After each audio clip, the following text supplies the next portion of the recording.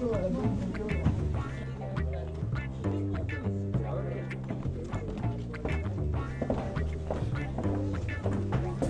va vers le plateau, ça vous dit?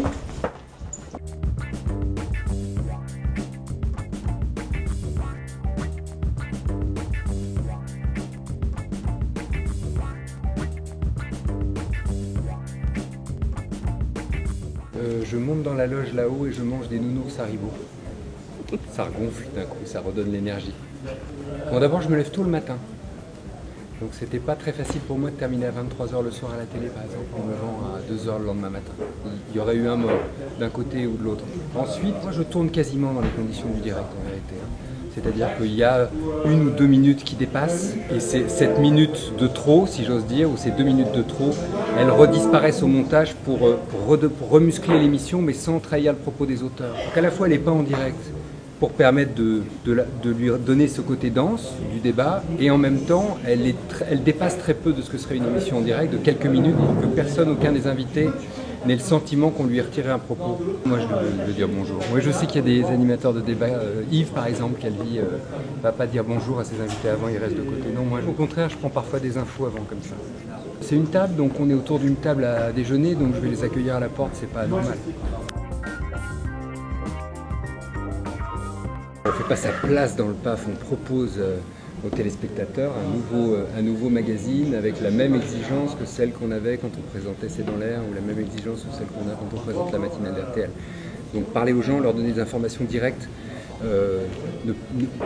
se priver des discours oiseux ou des déclarations d'intention. Et après, la place, elle se fait ou elle se fait pas. Moi, je pense qu'il y a une place. Non. On n'est pas ennuyeux. On peut très bien, d'abord on peut très bien faire une très bonne émission sans que les gens s'attrapent par le col et s'allongent des coups de poing. Et ensuite je crois même qu'il y a une demande de clarté et de compréhension. Il y aura des opinions très contradictoires qui vont s'exprimer pendant l'émission. Peut-être des gens qui se seraient engueulés sur d'autres plateaux. Moi je ne veux pas qu'ils s'engueulent parce que s'ils s'engueulent on perdra le fil. J'ai les fiches et j'ai un prompteur là-bas au fond. J'ai les deux en fait. Vous savez combien on a créé de taxes en France en 3 ans? Regardez où alors? Regardez là. Regardez comme ça ou regardez? En vérité la fiche c'est mon guide.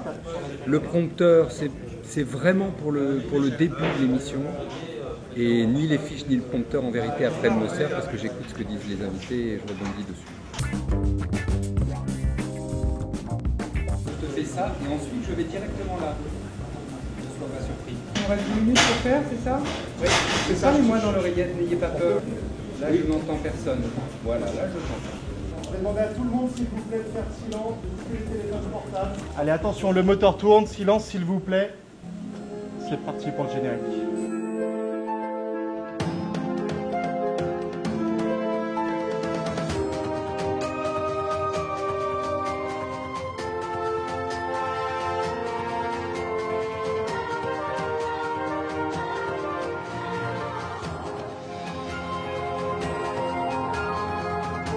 Cinq, 4, 3, 2.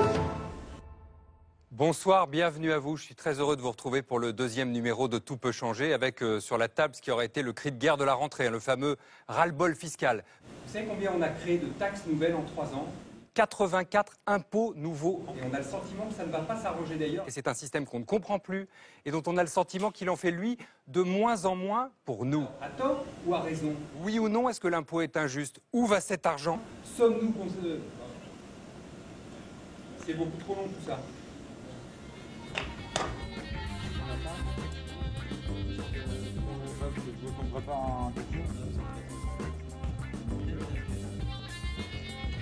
Je vais l'élaguer dans les Bretons, les millionnaires du foot, les artisans contribuables. On peut lancer le moteur s'il vous plaît?